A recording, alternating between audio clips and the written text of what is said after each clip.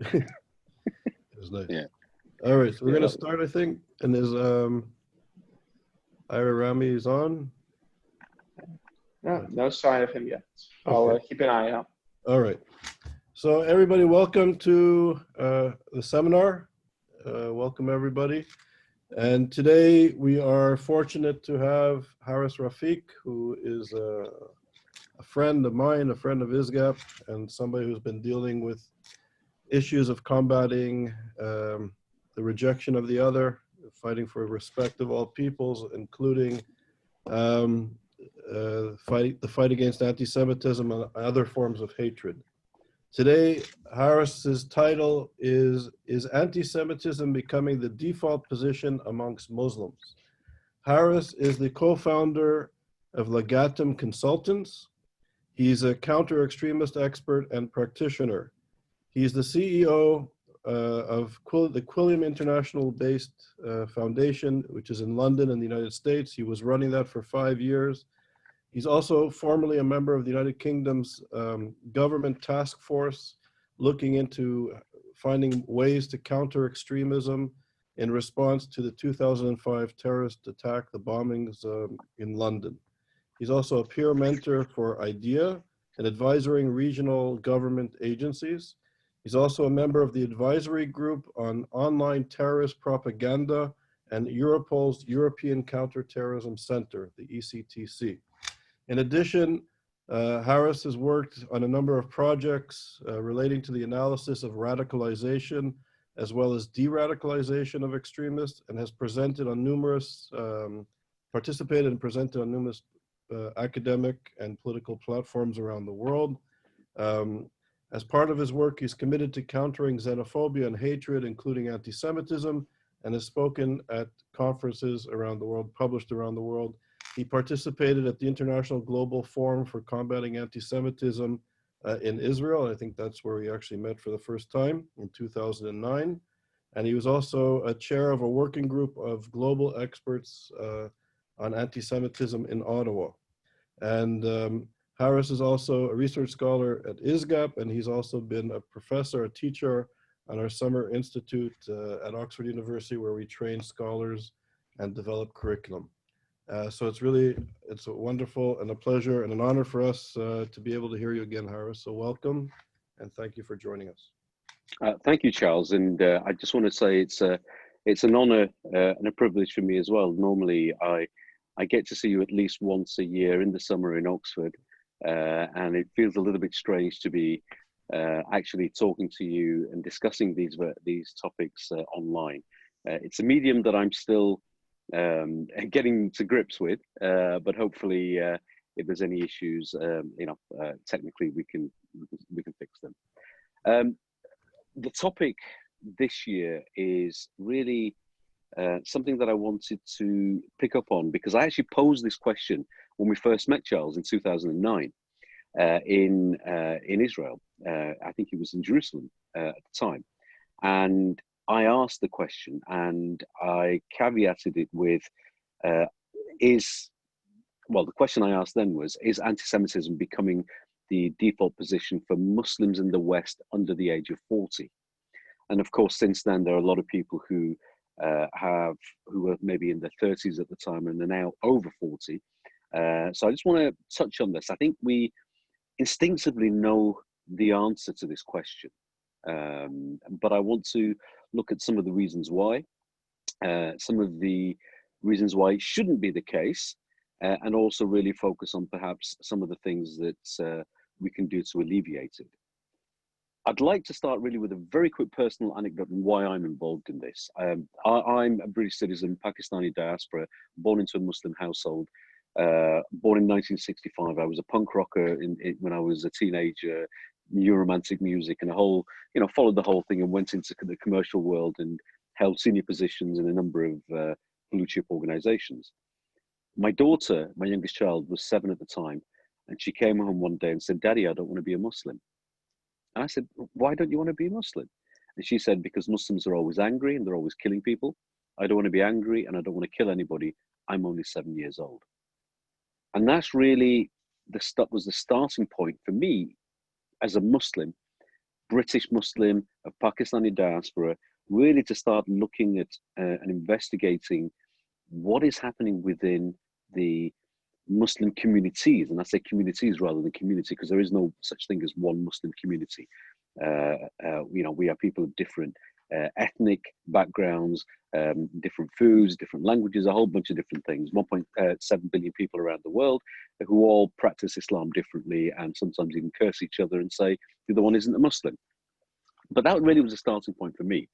And I really found that there was a political ideology movement within the Muslim communities that was really starting to take root. It wasn't there as much when I was a youngster going into university, but really by the time, you know, in the late 90s, mid 90s, it really took over the Western countries, even though they started off in the Middle East. And that ideology is Islamism. And I just want to touch on the difference because it's important to understand Islamism, to understand why and how Muslims are becoming more and more anti-Semitic. Islam is a religion, Islamism is a particular ideology, and there is a difference in the same way there's a difference between social and socialism. Social is the way that we interact, and you know, we're having a nice interaction now. We're being social, although it's virtual. Socialism is a distinct political ideology that happens to be left of center. Islam is a religion practiced by, as I said, 1.7 billion people around the world in lots of different ways. Islamism is a distinct political ideology that really wants three things. The first one is to set up a utopian Islamist state and to enforce a version of fiqh. Or people say Sharia law. There is actually no such thing as Sharia law. If you look at the Quran, the Arabic word for law is qanun, and you look at the hadith, that word does not exist. And when the Quran or the hadith talk about Sharia, it talks about a noun, not something describing a noun, in law in that case. It's the personal path to the oasis, to purification of the self, the path ultimately to God. Fiqh is jurisprudence, and there are so many different interpretations of jurisprudence. But Islamism wants to enforce their version of this fiqh as state law on any land that they conquer. And we've seen the consequences of somebody really trying to do that, achieve that to some extent with ISIS recently. And that, by the way, that has never been done in 1400 years and globally accepted in the past. The second thing it wants is to spread that law around the world, what they call God's law, Allah's law, the only law, and enforce it and on every single citizen of the world. And the third thing they want to do is to wipe Israel off the map. That's important because Islamism is a contemporary manifestation. It's a contemporary ideology. It wasn't around in this format hundreds of years ago. So that's important. And of course, my generation weren't Islamists. You know, my father had some sort of interaction with Indian-inspired Islamists with the Jamaat Islami in India from Madudi, but it didn't really take a great foothold within the communities. Let's move on now to what type of roles have people of the Jewish diaspora played within Islam, the religion? Well, of course, there's a concept of narrations called Israeliyat, and there are authentic hadiths, and the hadith is haddatu anhum wala haraj. Narrate from them where there is no harm. Historically, there has been an incorporation of the Jewish faith within Muslim majority countries for hundreds and hundreds of years. There's been a rapid decline of people who are Jewish for living in Muslim majority countries, but that actually is something that was around for centuries. And that is something, and an example of that is within the Jewish faith, there is the fast for 24 hours, I think is Yom Kippur. And there is an authentic in Sahih Bukhari, in Sahih Muslim hadith about when there were people who were Jewish who were fasting that day. And as a teaching moment, the people who were the Jews at the time living in those areas were asked, why are you fasting? And they said, well, it's been prescribed on us from Moses, peace be upon him. And the hadith says that the Prophet Muhammad said to, peace be upon him, said to the congregation, as a voluntary fast, there is only goodness. Moses is our brother, and there is only goodness. So actually advised Muslims to fast on that particular day. And Muslims do fast if they want, if they feel like doing that. So there is a history of interfaith, interculture, and inter-sharing of theology. So what's happened? What's gone wrong? Well, I mentioned Islamism. To understand what's gone wrong and to understand how these Islamists would want to actually achieve their objectives, they need to build capacity within Muslim communities. They need to try to get Muslims to really take up, I would say, 7 key behaviors. And the first one is the otherization of the other. Now, that could be people who are Jewish, and it is primarily adopting the anti-Semitism that was in Europe pre the 1930s, and even in the 1930s, and the exporting of that into the Middle East, and Qutb and the Grand Mufti of Jerusalem at the time, who actually adopted a lot of the ideas that Muslims now pick up in regards to their anti-Semitism. But the first thing is the creation of the otherization, that everybody who is not the same as them is the other and is different. The second aspect is the collectivization. And the collectivization is that everybody who is the other is actually the same. So this could be other Muslims who don't believe in their Islamist ideology. It could be people who are Jewish. It could be people who have no faith or whatever. The third thing is the oppression narrative, to say that everybody who's not in this group is actually oppressing everybody in the group. And by the way, you can't be a proper Muslim unless you're in the group. The fourth thing is the collective guilt. And here is that the illness, if you like, within the world in terms of geopolitics or social inequalities, etc., is actually everybody's fault who is not in the group, and that's collective. And by the way, at the forefront, the tip of the spear is anti-Semitism. And then, of course, you've got the supremacism narrative. And of course, we've seen this before in Europe in the 1930s and in other sort of at other times in history as well, that the people who are in this group are part of God's gang. Up until that point, there isn't necessarily violence. It's only moving along that we actually see the last 2 stages before somebody can become violent, is that self-defense is absolutely necessary against people who might be perceived as causing this gang harm. And then finally, violence is the only way. ISIS and Al-Qaeda, Boko Haram, Al-Shabaab don't actually radicalize anybody. They take people who've been radicalized to the first 5 steps and tip them over the edge to steps 6 and 7. And that's why we hear all these stories about, the people who carried out these attacks are not, they were wonderful young men, and we hear that they were, the process of radicalization to violence was very, very quick. It's because they were being radicalized before by Islamists. I talked about why they would want to do that and the emotional and psychological behaviors, but how are they doing it? Well, they were one of the early adopters, if you like, sponsored by mainstream media such as Al Jazeera and many other outlets. In the UK, we had, and around Europe, we had Press TV for many years, which was an Iranian TV, Al Jazeera, which is a Muslim Brotherhood owned. And there was just a leak today, actually, I haven't tweeted it out yet, of the former Emir of Qatar talking to Gaddafi, actually saying to him, don't worry, Al Jazeera is controlled by the Muslim Brotherhood. And I've got it's on the Legatum Twitter account. But they were early adopters in terms of getting control with money from the Middle East and actually pushing out these messages. They had Muslim organizations, they've had TV channels, as I've told about. They've actually taken over in the US especially, and are trying to in lots of other countries, funded by a country that is now actually combating the Muslim Brotherhood, and that's Saudi Arabia.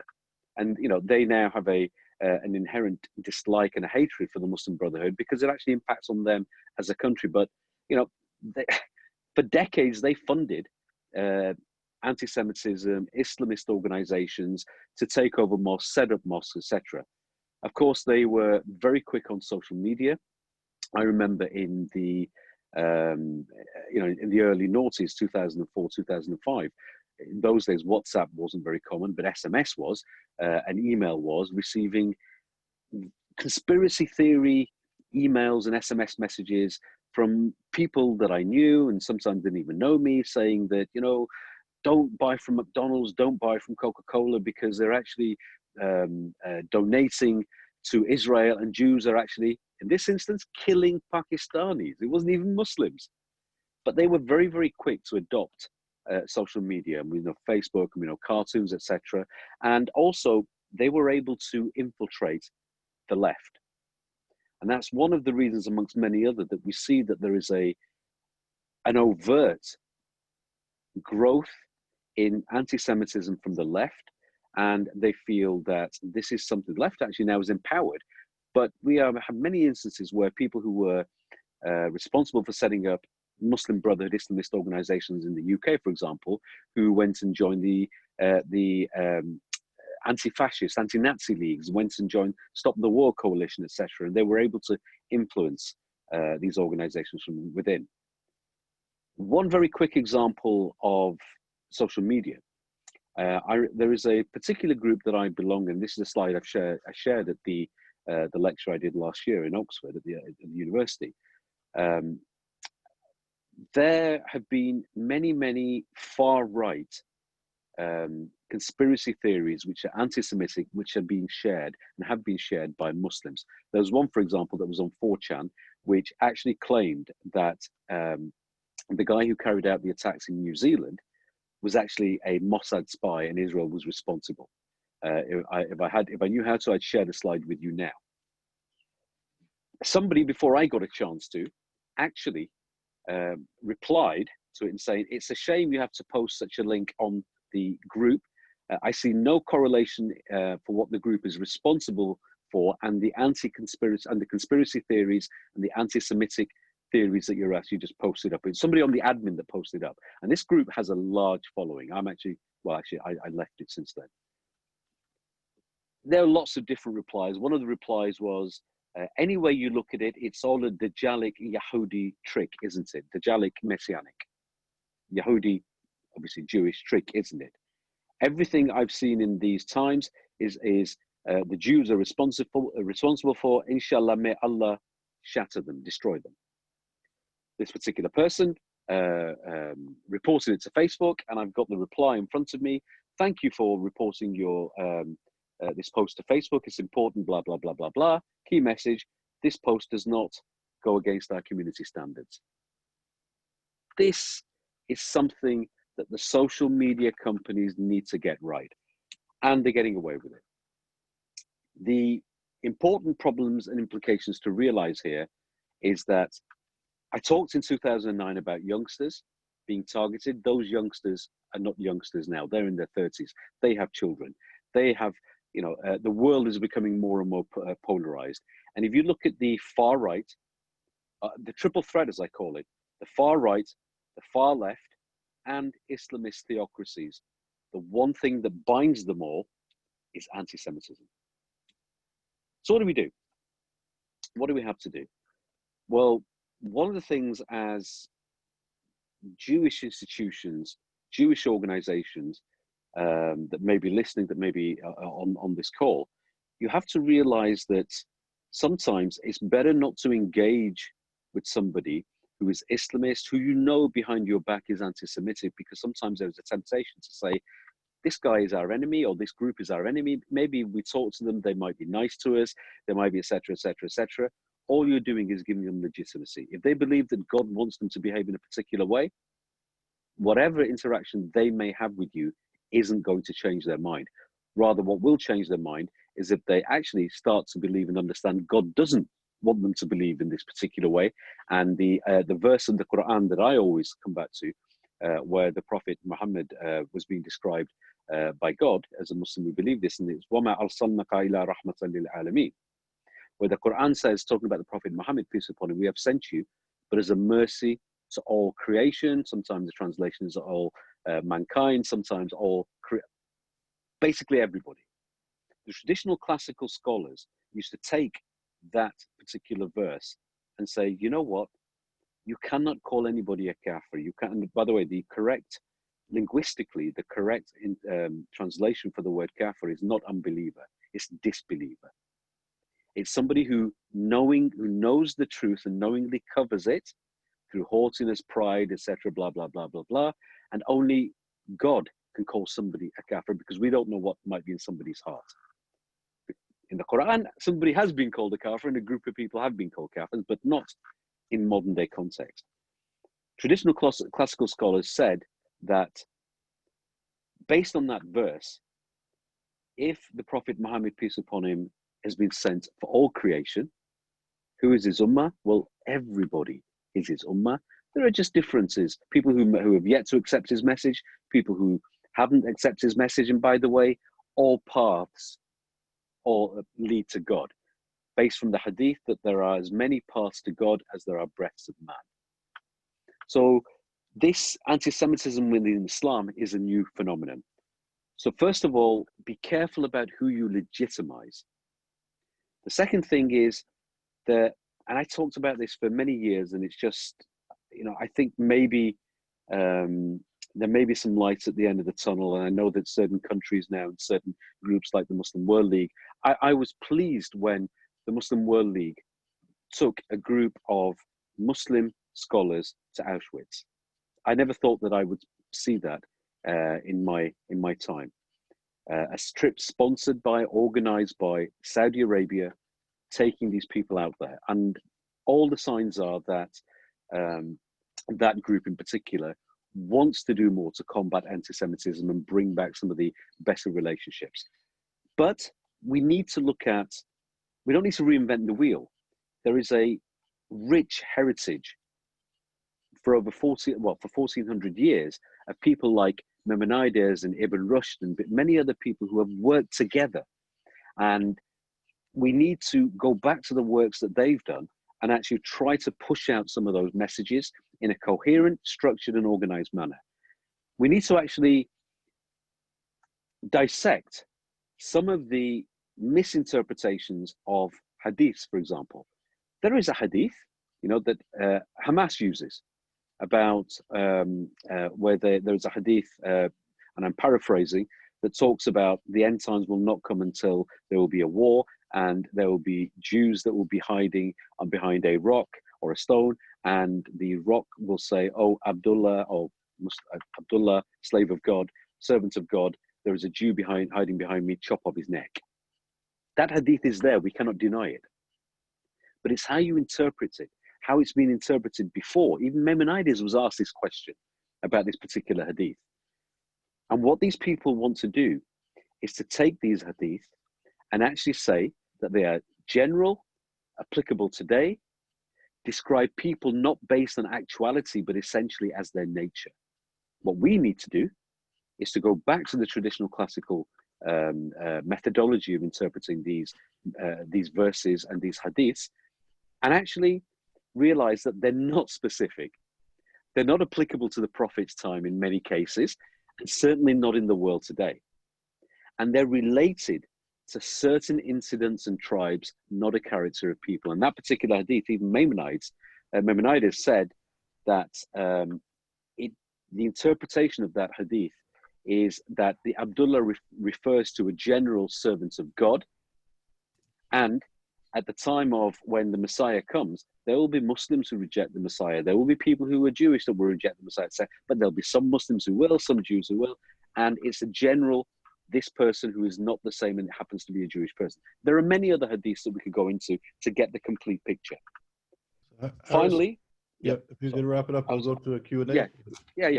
Finally, there are many Muslim organizations, Muslim individuals who are not anti-Semitic, who are not Islamist in nature.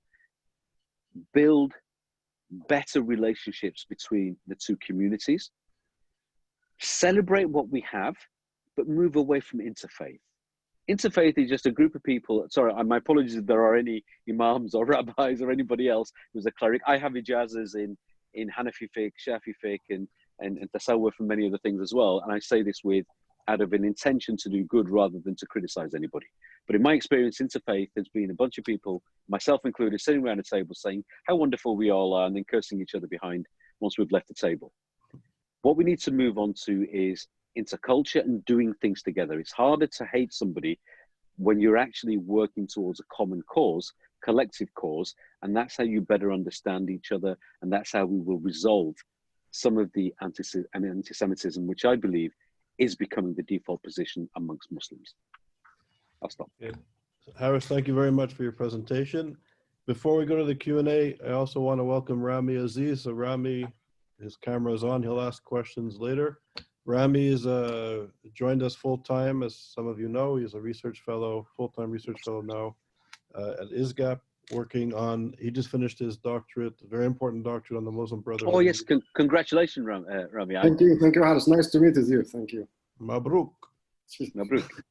So, so Haras, so I didn't say at the beginning in the introduction, I know that you've worked with a series of prime ministers in the United Kingdom dealing with radicalization and sort of the blind spot that Europe and the UK, and I would say academia, has had on the Muslim Brotherhood and political Islam in the United Kingdom. And you played a key role in, I think, educating political leaders and also intellectuals on the differences between political Islam and Muslims who are happy to be law-abiding citizens of a democratic country. And I think these nuances, amazingly, weren't really, I think, understood, or they were subjected to geopolitical interests and subsumed by them, perhaps. So I want to say that you come from a very important background. So my question is this. In Europe, you spoke about Press TV. I remember the days when the so-called left, the Corbyns and the Galloways and the Livingstons were courting the Muslim Brotherhood and spreading really horrific anti-Semitism, and also courting the Iranian revolutionary regime. Corbyn being an employee for Press TV at one point. I think he received £20,000 or £25,000. Yeah. From Press TV, which is from Press TV, yeah, the propaganda arm of the Iranian revolutionary regime. So, and these were people who purport to be progressive and left-wing, and they're supporting totalitarian, anti-democratic movements, which happen to be anti-Semitic and sexist and anti-minority rights, etc. So you come from this background, and I think, in a sense, the United States in particular has been waking up to a rise in anti-Semitism on the left. And I think it's almost, in a sense, it's new to the American Jewish community and political leaders, but the intensity of anti-Semitism as part of Black Lives Matter on the extreme right and nationalist side of the political spectrum, which is emerging, and also in the political and intellectual, the kind of the elite, this anti-Semitism is creeping in from the extreme left into mainstream institutions. So given your experience in the UK tackling this issue 10, 15, maybe even more, 20 years ago, and now this becoming an important issue, can you comment on how so rapidly anti-Semitism has become part of the kind of the public discourse in the United States? And we did some research linking, and I'll be very brief, the Nation of Islam and the Students for Justice in Palestine. This was about 8 or 9 years ago. They started hiring journalists and artists, musicians, which play a very important role in African-American communities and culture. And they were paying them to spread the meme that the Jewish American community were sending police officers for counterterrorism training in Israel to actually train them to learn mechanisms or techniques to kill African-American men. They were trained in Israel, and they went back to kill African-American men in American cities. And this was really on the fringe. We discovered this 9 years ago, and very rapidly it's become mainstream. And the thing that I find extraordinarily disturbing is academia is not prepared. They have no idea about the subject matter because it's been ignored. It hasn't been part of the intellectual exchange. So the moment you speak about anti-Semitism and political Islam, the liberal intellectuals who are not really educated on this matter, they'll say, well, are you Zionists? And if you're discussing anti-Semitism, we have to speak about Islamophobia. That's the sort of the default position. And it's staggering. So these are people that don't study the subject matter, but this is sort of the popularly accepted response among intellectuals. Given the sort of the rapidly changing dynamics in the United States, how would you respond to intellectuals in the United States, leaders of the Jewish community, and political leaders? A few of them are probably online. What do you think that they should do to tackle this element that's hijacking the Black Lives Matter? I think systemic racism and police brutality in the United States is horrific, and everybody must stand up against it. That's a given. But this anti-Semitic Islamist element is effectively hijacking the narrative, and this type of anti-Semitism is spreading wildly. It happened here in Oxford last week for the Cecil Rhodes to tear down the statue. There was an element of everybody blaming Israel. 15,000 people in Paris 10 days ago at a Black Lives Matter screaming dirty Jews. This has become more of a mainstream issue. Given the fact that I think the UK is 15 years advanced in dealing with these issues, how would you suggest that the American human rights community, Jewish community, deal with this rapidly changing situation? Okay, well, I mean, your question could be the subject of another lecture to do it justice, but I'll try and sort of pick out the key highlights. In 60 seconds. The first thing, I reject the word Islamophobia. Why do I reject it? Because Islam is a set of ideas, a set of values. I choose to accept those ideas and values. I choose to be a Muslim.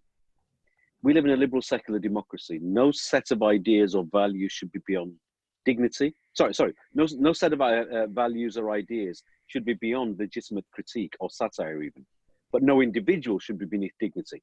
So first of all, the word Islamophobia is being weaponized to deflect rejection against Islamist organizations. Rather, I choose the word anti-Muslim hatred, because then it becomes about a specific individual who might be being discriminated against or prejudiced because he or she is of a particular faith. That's the first thing. But everybody's jumped onto this Islamophobia bug. There's been a lot of money coming out from Iran, coming out from the Middle East, infiltrating. I talked about the infiltration of the left. Money is also playing a big role. Academia has been funded by these countries from the Middle East when they were actually supporting Islamism. You know, there are many centers in Oxford where you are currently, Cambridge, and all around the world, around the country, that actually, if they were deemed to be, in inverted commas, Islamophobic, potentially it could be that they could lose their funding. So the first thing to actually take on is challenge the word Islamophobia from an academic perspective. The other thing is that you talked about institutions and organizations like Black Lives Matter. The sad thing for me is somebody who's faced actual violence against me because of the color of my skin on many, many occasions, and actually had to fight growing up. I used to have to, if I walked to school, if I caught the bus, it was a certain amount, but if I took a shortcut and walked to school, I could save the money and buy something else with it. And the shortcut was to walk through an estate. And I used to have to carry a milk bottle because I didn't want to carry a knife, but I like milk as well, just in case I had to defend myself. But the sad reality is that groups like, Black Lives Matter wasn't around at the time, but the Anti-Nazi League was the group that stood up against the fascists in the UK. They haven't just been infiltrated by the Islamists, which they have, money, the Islamophobia, and also the bigotry of low expectations. What do I mean by that? What I mean by that is if you went to the left, and I'm not talking about the far left now, I'm just talking about the center left. If they actually went up to one of their friends and they found their friends being homophobic or something else, or maybe even racist towards people of color, they may say something and they may sort of not like that person. But if somebody who is a Muslim is anti-Semitic, or many of the are homophobic or whatever, It's these decades of indoctrination that, one, don't be Islamophobic, but secondly, the natives don't know any better. It's part of their religion. Well, actually, it isn't. It isn't part of my religion. So in order to tackle these things, the first starting point is the word Islamophobia. The second point is look at where the funding is coming from, whether it's from Black Lives Matter or whether it's in academia. The third aspect is you've got to really work on three key areas: the policy, the debates, and within the debates, I include academia and social media, and then grassroots. ISGAP can play a very, very big role in the debate, whether again it's on social media or academia, and actually working with Muslims, working with other people to focus on getting the ideas, intellectual ideas out. But the ultimate aim has to be to push upwards and actually impact on policy, whether that's at universities or whether that's prime ministers, whoever it may be. But really, I also think that decades of indoctrination, decades of pushing back this bigotry and low expectations. There are some, I mean, you look at Qutb. Qutb was a Marxist at one time in terms of a lot of his ideas. There are a lot of similarities in the far left and even sort of center left to far left and Islamism. I used to do a training course for civil servants, and I used to put up grievances, and I used to say, here's a marker pen. Go on, mark off the ones that are important to you. And all of them would get marked. And then I would reveal the other half, and I put down the motivations of Osama bin Laden for the global Salafi jihad. And all of them would be there with just a few extra.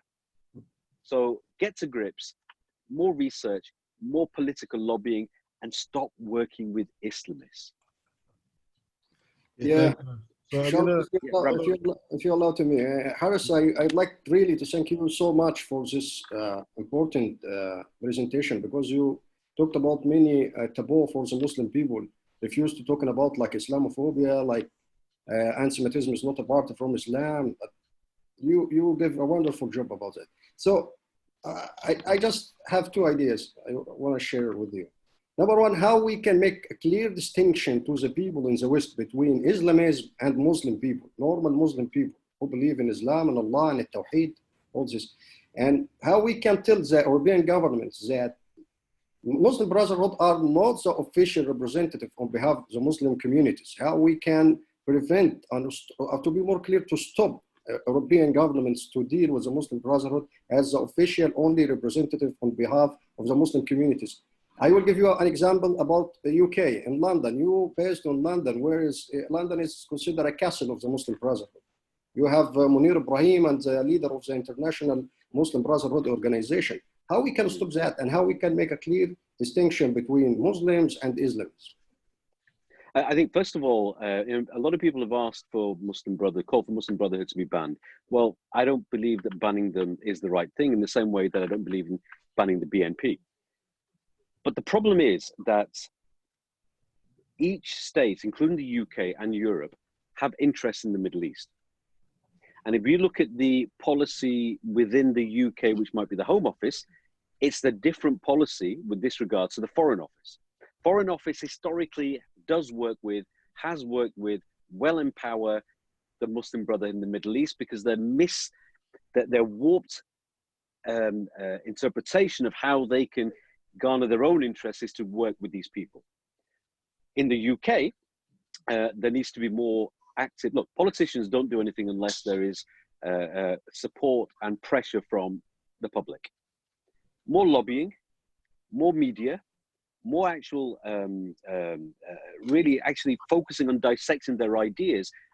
Getting more Muslims who are not Islamists to speak up is a big problem. And the reason for that is one of their own safety, personal safety. The other one is being ostracized by other people, a whole bunch of different things. But we really need to focus. Oh, the other thing I would add is that, look, at this moment in time, there are three countries that are propping up the Muslim Brotherhood in particular, three states: Qatar, Iran, and Turkey. Yeah, exactly. You add the added dimension of Turkey being part of NATO. You add the added dimension of the money that's in London at the moment from Qatar, and the economy and the banks, etc., etc., etc. It's not easy for governments to make these decisions when they need to. Throw in the other thing is that the UK government did a Foreign Office asked for submissions on a study of the Muslim Brotherhood organizations in the UK. I made a submission to that.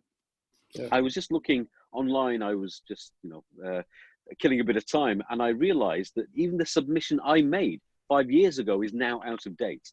Exactly, yes. They evolve, they change, they court all of these people. So, look, the only way, Rami, the only way is for more Muslims to stand up. For more Muslims, there is strength in numbers, but not Muslims on their own. There have to be people of all communities, whether it's Muslim, Jewish, Christian, whatever they are, to People like reject you. this ideology. Yeah. Well, I beg your pardon? People like you. Well, and you. People who, but let's take I don't want to name any names, but let's take a leading Jewish organization in London. I won't name the name. I don't want to embarrass them. They want to work, and they've been trying to figure out ways. Actually, they were involved in helping set up the Muslim Council of Britain, which is a Jamaat Islami Muslim Brotherhood organization in the UK. When they first set up, helped them set up their processes, a whole bunch of different things, thinking these are Muslims, they will work with us, if we work together, etc., etc. Then guess what? They boycotted the Holocaust Memorial Day. They started attacking Israel, a whole bunch of different things. The UK government pushed them away from the table, brought them back under Gordon Brown, pushed them away under David Cameron. Currently, they are not part of the government table, but this particular organization, for the last 15 years, when they have different people that take over the leadership, are still wanting to work with them and publicly, but are still working with them behind the scenes. This is a big problem because this is a large organization that happens to be Jewish that is giving legitimacy. Rather, they should be working with Quilliam, my organization, former organization, Legatum. They should be working with Sheikh Osama Hassan. They should be working with Rashad Ali. I could rattle off so many names, but they're not doing. And if they did, the UK government, I am sure, would actually say, okay, here are a group of people, Muslim, Jewish, Christian, people of no faith. And guess what platform? Not on any faith platform, but on a basic human rights and values platform. We won't take homophobia from somebody who's not Muslim. We won't take, fascism and racism from somebody who is not Muslim.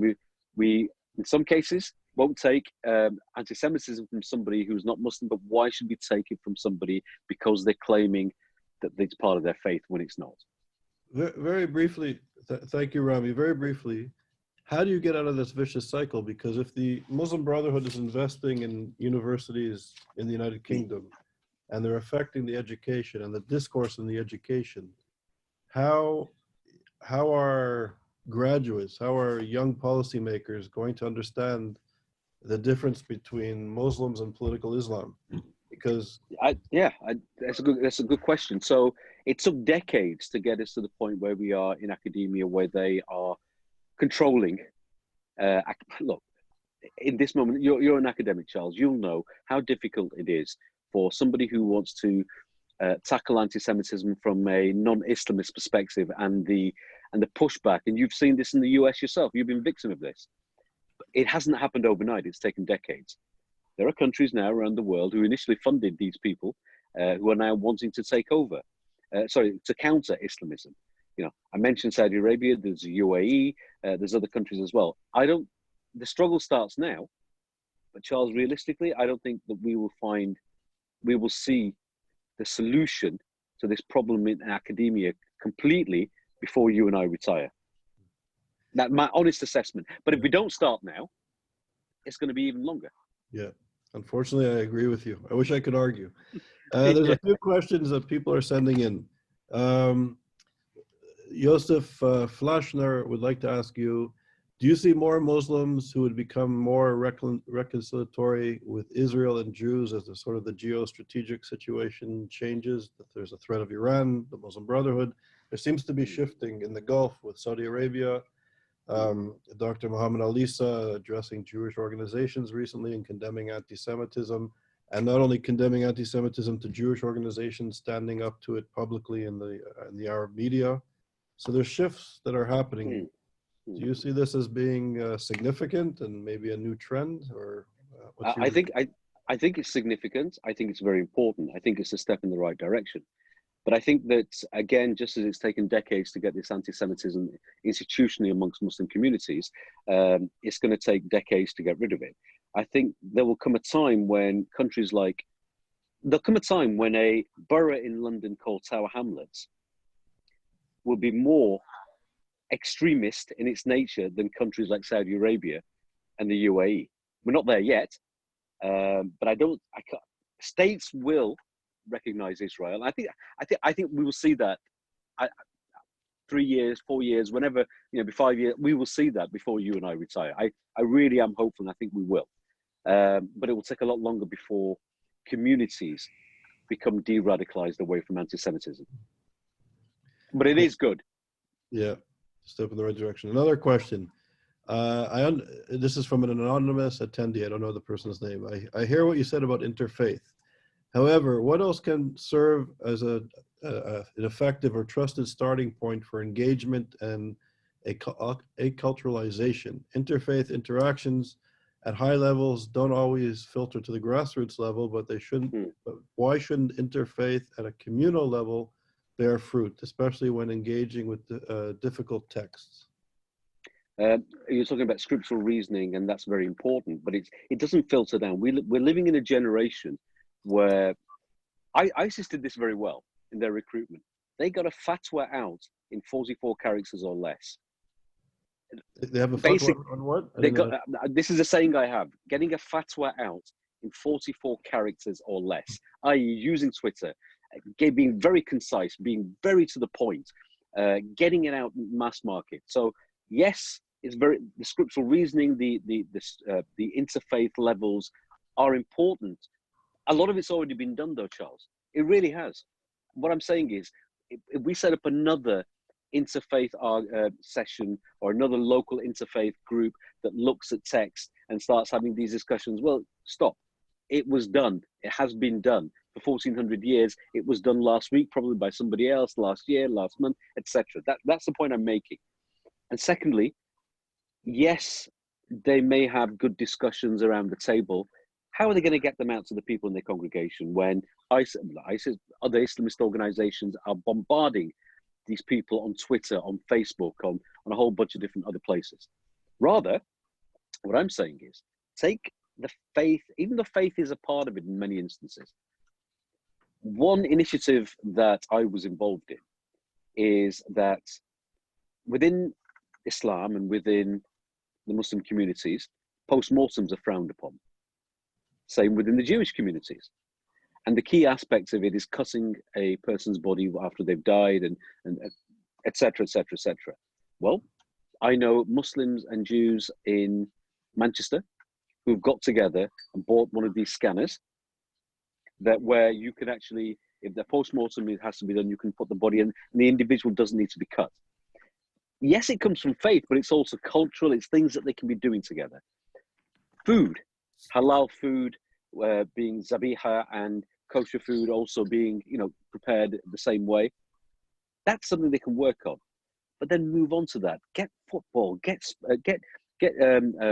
involved in music. By the way, if somebody says music is haram, we're not involved in that, well, maybe you want to look somewhere else, because that's also a starting point then. Because there are many people who are Muslim who don't think it's haram. So little things like that, get engaged. People from the two communities doing things together, social, cultural, and emotional. Good point. There's a film that just came out about a year ago about music in Mali and the struggle. There's a rich musical tradition and poetic tradition, and the first libraries in the world were built in Timbuktu, and the Islamists stopped music, and it's an amazing film. I forget the title of the film, but if you Google it, it came out about a year ago. It's a powerful film about music and expression and radical. They're trying to ban it in the Maldives. The founder of the Maldives, or rather the person who's accredited as taking Islam to the Maldives, up until about 30 years ago, there was a shrine. The shrine's still there. People from the Maldives used to come, not to pray to him, but to pay respect and pray through him, through something called tawassul, intercession. People from around the world who are Muslim what they've done, they've closed it. You cannot go and visit it now. You know, Islamists have done that. Okay, we have a few more questions. I want Rami to ask a final comment as well, and I have a quick question. So Dr. Colin Leckie, he says that human rights organizations have not taken up support for Jewish people under duress, whereas they will take up the cases for peoples of all other faiths around the world. How can this issue be overcome from your perspective? Charles, it's a different one. Yeah. Difficult one. Again, it boils down to donations to many of them. I mean, I could rattle off a number of organizations that are international, that are involved in human rights, that are up until recently were respected organizations, and now they're towing the Islamist line, and they know that they're not going to get further money, further access to resources, etc., if they got themselves involved in causes that may be seen to be Jewish in inverted commas. How to combat it is expose them, expose what they're doing. That's the only way. Expose them, but expose them realizing that society as a whole is becoming polarized, and it's how do you expose them without turning societies to one of the triple extremes that I mentioned earlier on. It's not easy, and I don't fully know the answer to that. The only thing that I've been trying to do over the last sort of 15 years is expose them, hit them where it hurts. If they're after influence, hit them, expose them there. If they're after political influence, hit them there. That's the only thing that we've been doing, but I don't think that's going to be something that we're going to win soon. Rather, I'd rather start in the universities, I'd rather start on grassroots, and I'd rather start on working with Arab countries to, a teacher of mine used to say, who's not Islamist, if we had a fraction of the oil money that Islamists, I mean, this wasn't now, this was decades, if we had a fraction of what the oil money that the Islamists were getting, we could change the world. Yeah. So I think there's an opportunity to get some of that money now with some of those countries. Yeah. So I have another question. I would like a 30-second response. Sure, I will try. Rami, because we're coming up close to the hour. Andrea Spindel would like to ask you, how will young Muslims learn values about other religions when imams are preaching anti-Semitism? And secondly, in India, which used to be the Muslim community, which used to have a reputation of being tolerant, data, according to Dr. Navras Afridi, a colleague of ours, presented facts on issues of growing anti-Semitism in India, despite the fact there are very few Jewish people left in India. Do you think that the Indian government should adopt the IRA definition? How do you deal with this sort of changing dynamics? It's that could be a whole topic. Yeah. If you want it in 30 seconds, my first response is that the overwhelming majority of Muslims that are being influenced by Islam in many countries are not learning that Islam from imams. They're learning it online. Sheikh Google is teaching them. So, I mean, I don't remember, I don't remember anything that my imam taught me when I was younger. I honestly don't. Rejected virtually everything and started learning again once I got past a certain age. Sheikh Google is the person we need to influence. Yeah. Okay, thank you. And Rami, a final thought, question, comment? Yes, final, that is very important to keep work about the issue of counter-radicalization between Muslim young people in Europe to prevent this Islamist and radical Islamic group using anti-Semitism as a gate to attract this young Muslim people to radicalization through anti-Semitism. It starts with anti-Semitism and ending with them in Syria and Sinai as a jihadi. So it's not an issue of anti-Semitism only. It's a very important issue for Muslim communities to believe that combating anti-Semitism protects the future of their own sons. Just to add to that, I'd like to say that I didn't talk today about radicalization to jihadism. That's a separate, but I could. Anti-Semitism is the fuel that drives radicalization to jihadism, as opposed to jihad. Exactly. Absolutely, it's the fuel. If we could take that away, it'd be much harder to. There'd still be something else, but it'd be harder. But it is the fuel. It's the opium of the masses. if you agree and Charles agree, we can do a seminar about that in the future. How anti-Semitism is a gate for radicalization. Would love to. Would love to. Rami will be organizing the event. Yeah, perfect. That's a great, important idea. So before I go, Haras, you said one thing that I found interesting. You said that the Muslim Brotherhood is now being supported by 3 countries, Qatar, Turkey, and you mentioned Iran. Could you just, like in 30 seconds, what's the connection between the Muslim Brotherhood, which is predominantly Sunni, to the Shiite regime? What's the connection? I will say it in one word. I'll say it in one word. Hamas. Yeah, exactly. Yeah. Israel, anti-Semitism. And beyond Hamas, is there? Look, yes. I mean, anybody who look, the Saudis don't like the Muslim Brotherhood at the moment in time. The UAE don't like the Muslim Brotherhood at this moment in time. They also don't like Iran. Anybody who will cause problems with the UAE and Saudi Arabia, the Iranians will fund, even if they're Sunni or Shia. Interesting. And just as a point of fact, which I'm sure the two of you know well, when the Iranian Revolution took place, the Shiite regime paid homage. It's 6 o'clock.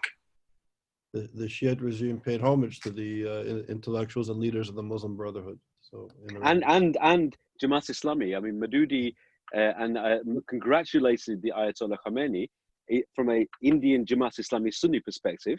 Congratulated somebody who up until then was calling deviant, not even a proper Muslim. Congratulated them on setting up the Islamic State. And Haras, you know that Khomeini and the Khamenei derives Hakimiyya and the Jahiliyyah from Sayyid Qutb and Abu al-Ala al-Mawdudi. They are Sunni and they are agree about this. Absolutely. And not to mention Michel Foucault and Edward Said, but that's another topic. All right. So the support for this in the Western academia and politics as a whole, I mean, it's astounding. It is and it isn't. Anyways, Haras, thank you so much for a wonderful presentation. And you can see we could talk for hours. We have a commitment to end on the hour.